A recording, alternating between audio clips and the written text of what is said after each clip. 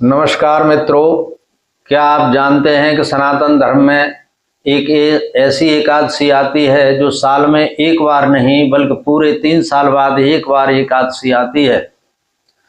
जी हाँ, एक ऐसी रात जिसमें मात्र एक आध उपाय करने से ही आपकी सालों पुरानी समस्याएं जो भी हैं, कंगाली है, दुर्भाग्य है, वो सब जड़ से समाप्त हो जाता है। उसी एकादशी को हम परमा एकादशी कहते हैं।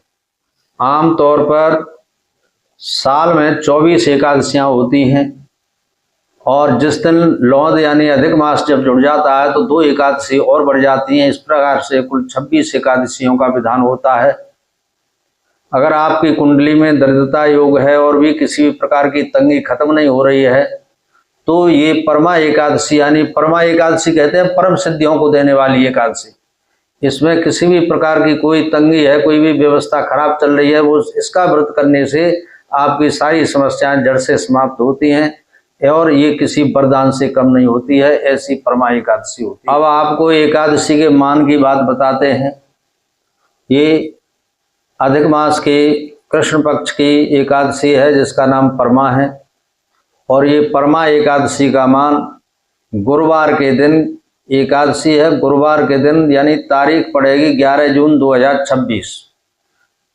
ये 10 जून 2026 की अर्धरात्रि के बाद में 12:08 से एकादशी का मान शुरू हो जाएगा और ये 11 जून को रात्रि को 10:37 तक इसका मान रहेगा। लिहाजा ये एकादशी सूर्योदय से लेकर के सूर्यास्त तक और पूरे दिन है। यही एकादशी का मान है। इसमें आपका पूरा एकादशी का व्रत रखा जाएगा, रात्रि जागरण भी इसमें होता है। एक बात। दूसरी बात, अगले दिन 12 तारीख में इसका पारायण का टाइम होता है, जो पारायण का टाइम प्रातःकाल 5:25 से लेकर के और 8 बजे तक रहेगा।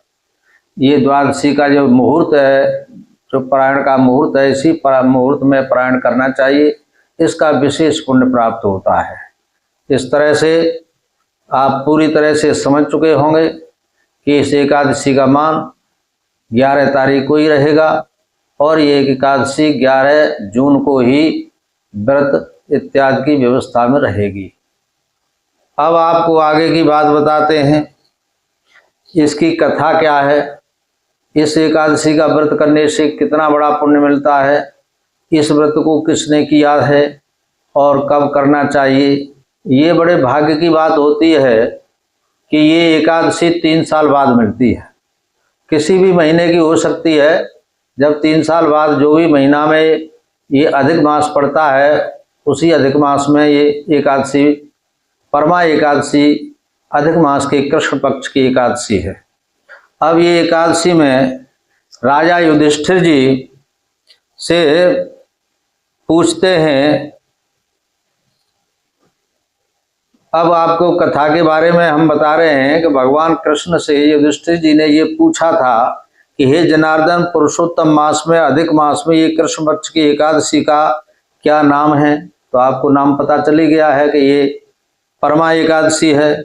इसके व्रत की विधि और महात्मा का विस्तार बताइए। तो वो विस्तार की बात भगवान कृष्ण ने युधिष्ठिर जी को बताई है। श्री कृष्ण कहते हैं कि हे राजन, इस एकादशी का नाम परमा है और मनुष्यों को मोक्ष, भोग और आनंद देने वाली पवित्र तथा पाप नाशक ये एकादशी है। इस व्रत की विधि भी शुक्ल पक्ष की एकादशी के ही समान है। इस एकादशी में भक्ति पूर्वक नरोत्तम भगवान का धूप दीप नैवेद्य पुष्प आदि से ही पूजन करना चाहिए। इस संबंध में एक पौराणिक कथा है जो आपको सुनाते हैं। भगवान कृष्ण युधिष्ठिर जी को ये पौराणिक कथा सुना रहे हैं।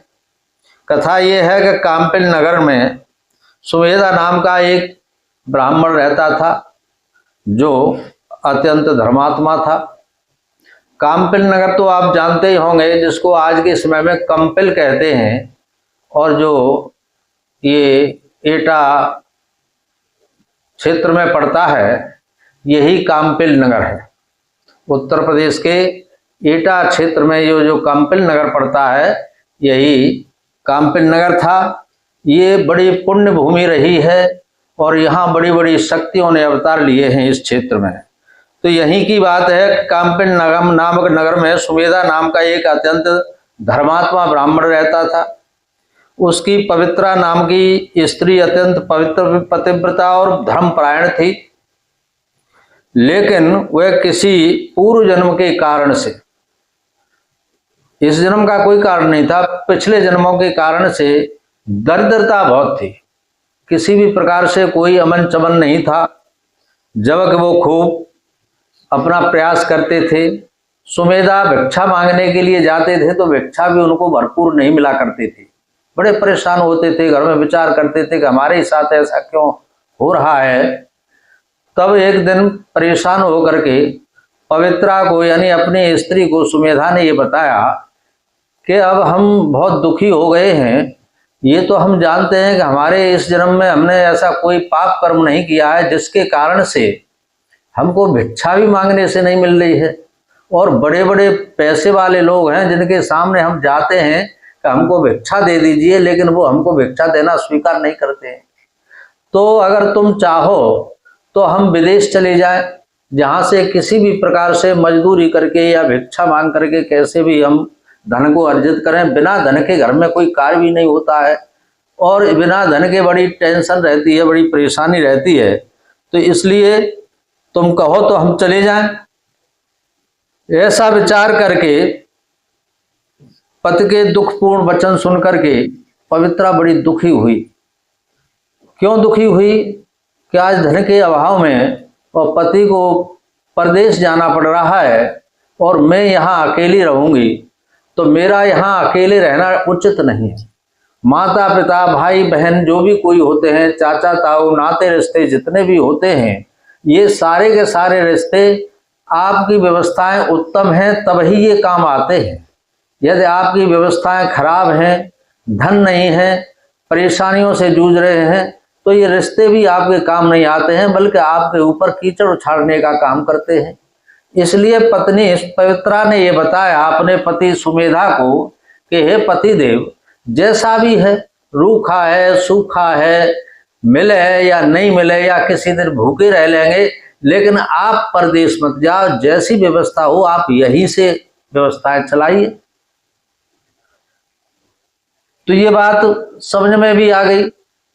जब समझ में आ गई तो उन्होंने कहा फिर मैं क्या करूं क्या नहीं करूं, यहाँ तो मेरे लिए कुछ है ही नहीं। तो पत्नी ने फिर एक बार समझाया कि देखो, जब समय खराब होता है, जब प्रारब्ध खराब होता है, तो सुमेरु चाहे सोने का पर्वत हो, आप वहां पर पहुंच जाएंगे तब भी आपको क्षण मात्र भी, आपको कण मात्र भी आपको सोना प्राप्त नहीं हो सकता है।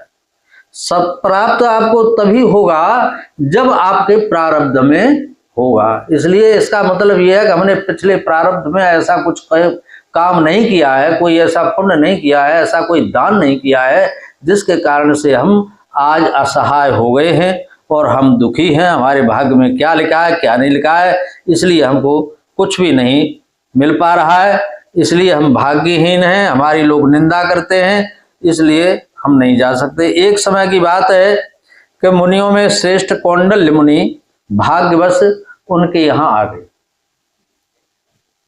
अब भगवान कृष्ण कहते हैं कि युधिष्ठिर, भाग्य की बात होती है। देखो, आपके दरवाजे पर अगर कोई साधु आ जाए, संत आ जाए, तो ये भाग्य की बात होती है। तो ऐसे ही सुमेधा के दरवाजे पर जो कुटिया थी, वहां एक भाग्यवश कौंडल्य ऋषि आ गए और कौंडल्य ऋषि का बड़ा स्वागत किया। धर्मात्मा तो था ही सुमेधा, और वैसे भी आपने देखा होगा कि जो पैसे से हीन होते हैं, थोड़े गरीब होते हैं, जो धन का अभाव होता है, ऐसे लोग आपने देखा होगा कि ऐसे लोग जो है ईमानदार होते हैं। वो किसी की चोरी करना नहीं चाहते, किसी को धोखा देना नहीं चाहते, किसी को झूठ बोल करके पैसा नहीं लेना चाहते। उनके अंदर ये भावनाएं होती हैं, वे ईमानदारी पर भरोसा रखते हैं और फिर ये देखते हैं कि पिछले बार में हमने जाने क्या किया जिसका कारण भोग रहे हैं, अब हम करेंगे तो हमको परमात्मा देख रहा है। इसलिए इस भय के कारण वो ऐसा कोई निंदनीय कार्य नहीं करते हैं। तो कौंडल्य ऋषि जब आए, दरवाजे पकड़ हुए, माम भिक्षाम दे, तो इस तरह से उन्होंने भिक्षा का आग्रह किया। अब घर में तो कुछ भी नहीं था, फिर भी सुमेधा की पत्नी पवित्रा ने बड़े प्यार से उनको बिठाया, उनको हाथ में जल दिया, जल पिलाया और आसन दे करके उनको बिठा लिया। बड़ी पूजा की और पूजा करने के बाद में फिर बोली कि महाराज आप तो सब कुछ जानने वाले हैं, सब कुछ जानते हैं, तो क्या आप हमारे विषय में नहीं कुछ बता सकते हैं? हम क्यों दुखी हैं? इतना करने पर भी, सब कुछ मेहनत करते हैं, लेकिन इतना करने पर भी हमको 2 वक्त की रोटी प्राप्त नहीं होती है महाराज। कभी कभी तो 2-2, 4-4 दिन हम भूखे ही सो जाया करते हैं और हम बड़े दुखी हैं। आप तो तीनों लोगों के भविष्य को देख लेते हैं, इसलिए आप हमारे विषय में भी बताइए। तो कौंडल्य ऋषि ने ध्यान करके बताया कि देवी, आपको जो परेशानी हो रही है वो तो प्रारब्ध से ही रही है।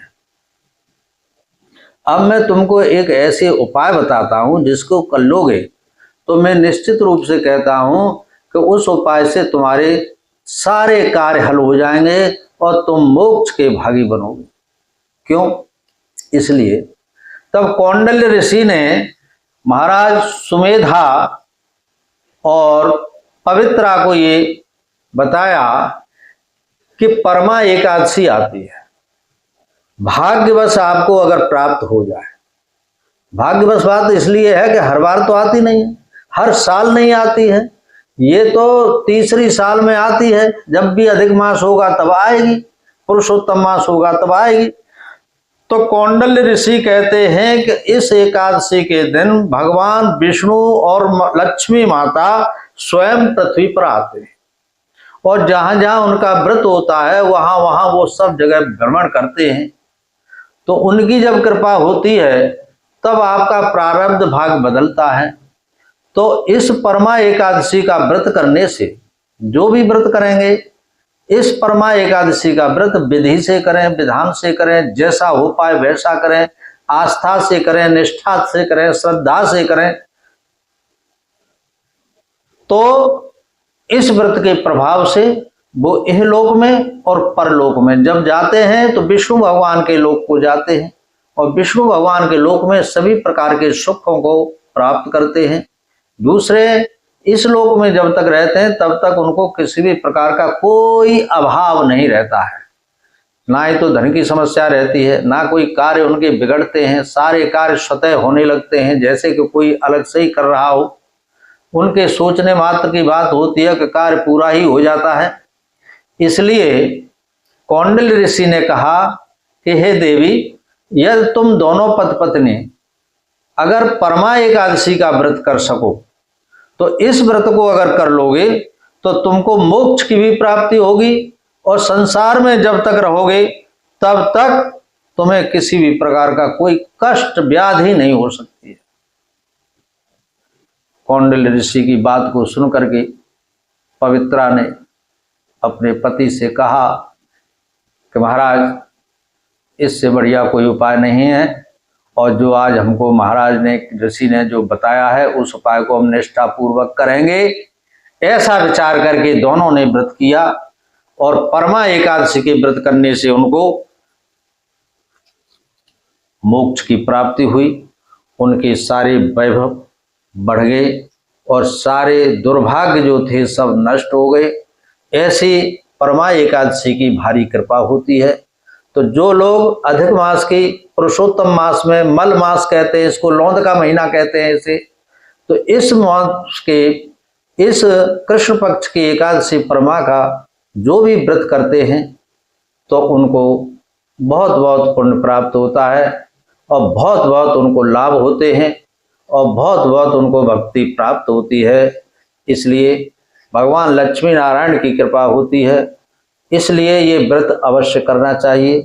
जो श्रद्धा से कर सकते हो वो अवश्य करें और अगर श्रद्धा न हो तो किसी को रखवा करके कर सकते हैं, किसी को फलाहार करा दें उस दिन, स्वयं उस दिन कोई अन्न का ग्रास न लें और ना ही चावल इत्यादि का। आप जानते हैं एकादशी के व्रत में चावल इत्यादि का परहेज होता है, तो चावल इत्यादि का कोई प्रयोग न करें और एकादशी का व्रत विधि विधान से लक्ष्मी नारायण का ध्यान करते हुए व्रत करना चाहिए।